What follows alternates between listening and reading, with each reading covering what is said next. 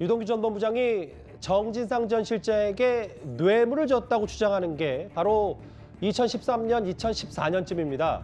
근데 그 무렵에 이런 일이 있었습니다. 휴가비도 대신 내줬다. 검찰 조사에서 유 전 본부장 이렇게 진술을 했습니다. 평소에 이재명이 얼마나 꼼꼼하게 체크를 다 합니까? 그럼 이재명한테 공짜는 없습니다. 지금의 이제 이재명 대표가 있기까지 본인 돈이 들어갔습니까? 뭐를 했습니까? 그때 이제 이런 저런 것들을 다 만들어 갔죠. 일반적으로 만약에 다른 시장들처럼 묵묵히 일을 했다 그러면 그게 존재했겠습니까? 유 전 본부장이 요청을 받았다는 거예요. 이재명 당시 시장의 비서에게. 시장님 부부가 부산 휴가를 가려는데 호텔 예약을 부탁한다. 예약을 했다. 그랬더니 부서가 시장님이 개인적으로 가는 거다. 라고 해서 현금 70만 원을 전달했다. 이런 것들이 자주 있었다. 뭐 지금 쭉 나오는데 그렇죠. 일단 좀 핵심 요약이 좀 필요할 것 같아요. 그러니까 최대 10회 뭐 이렇게 얘기를 하는데 저 뭐 10회라는 거 다 합쳐봤자 사실 그렇게 액수가 크지는 않아요. 그런 점에서 보면 저거를 유동규 전 본부장이 왜 얘기를 하는가, 이거는 결국 이재명 시장 측에서 사실은 유동규 전 본부장한테 뭐 이것도 예약해달라 저것도 예약해달라 그러면서 돈은 안 주고, 이런 것들은 대장동 일당들의 그 어떤 돈은 이재명 시장의 생각은 거의 자기의 사문고처럼 활용을 했다 하는 것을 보여주기 위한 거라고 저는 봐요. 예. 그러니까 뭐 시장님이 부산에 가는데 거기에 호텔 예약을 해달라 그러면서 돈을 안 주잖아요. 그러면은 유동규 전 본부장 보고 대신 내라는 얘기가 되는 것이고, 유동규 전 본부장은 그 돈을 어디서, 그러면 뭐 성남도시개발공사 기획본부장의 무슨 개인 판공비가 있을 것 같지도 않고, 예. 그런데 그 돈이 대장동 일당에게서 나온다는 사실을 이재명 성남시장 비서실에서도 알고 있기 때문에 저렇게 계속 그냥 내라 뭐 이렇게 얘기하는 거, 이거를 지금 유동규 전 본부장이 저는 설명을 하고자 하는 것으로 보여요. 그러니까 저 액수 자체는 크진 않지만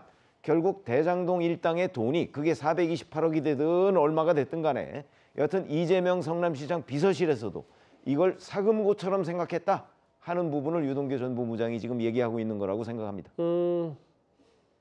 휴가비를 뭐 호텔도 예약을 해줬고 대신 비용도 줬다.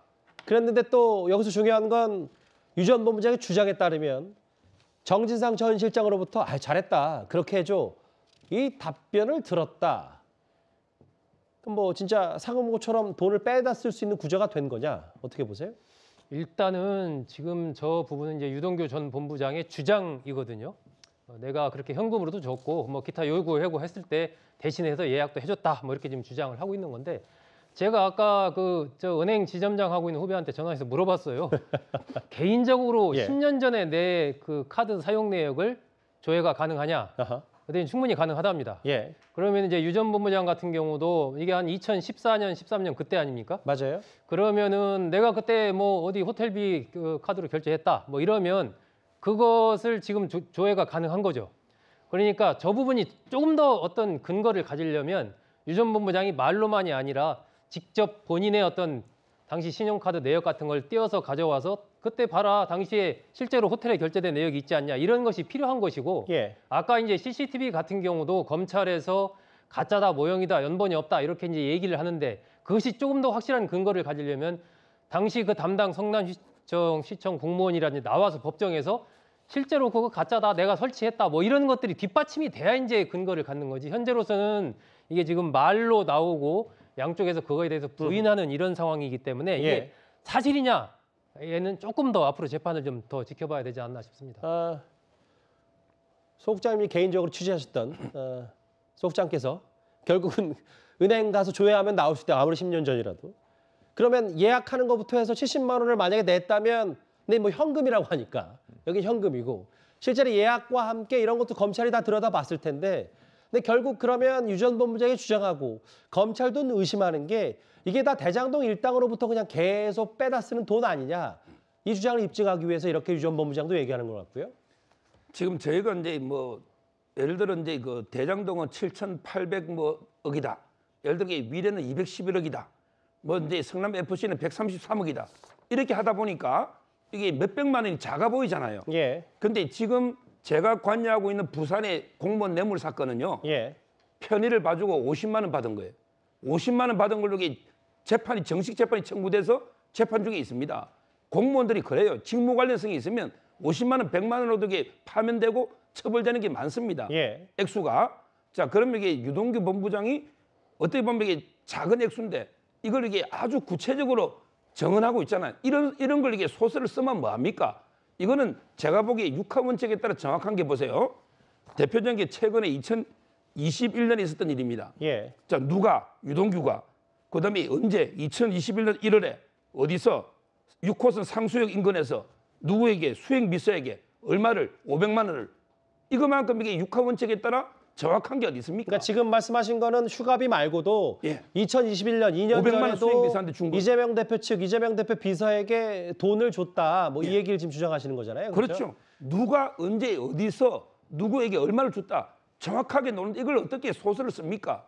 이재명 대표는 아예 뭐 답변할 가치도 없고 있지도 않은 사실이다. 가치도 없다 하지만 이 정도의 구체적인 진술이면 저는 상당히 그 신빙성이 있다고 보이고요. 만약에 진짜 허위라면 고소를 하세요.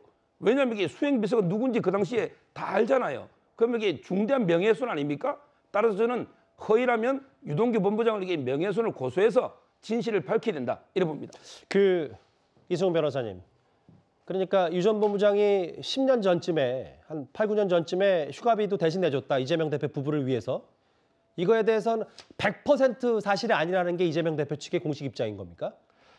그렇다고 보면 될 것 같고요. 실제 이제 이 부분은 유동규 본부장의 진술일 뿐이지 사실관계는 참 확인이 어려운 부분이에요. 그리고 이제 이 기사를 자주 보면 잘 보면 이재명 시장이 2014년경에 부산에 호텔에 내려갈 때 70만 원을 비서들에게 줬다는 거예요. 근데 그 이후에는 비서들이 휴가 가거나 지방행사하거나 고생한다고 해서 돈을 줬다는 거예요. 예. 그러면 이재명 대표에게 줬다는 게 아니라 비서들 고생한다고 준 걸 가지고 만약에 줬다고 한다면 이걸 뭐 법적으로 죄책을 물을 수 있을지는 예. 굉장히 의문이 있고요. 10여 년에 걸쳐서 최대 10번이에요. 그러면 총 1,000만 원에서 1,500만 원 정도인데 이걸 비서들에게 얼마나 고생한다고 줬는지는 모르겠습니다만 자신의 가십거리는 될 수 있을지 모르겠지만 검찰이 형사처벌할 수 있는 금액이라고 보기에는 어려울 것으로 보여집니다. 예, 알겠습니다.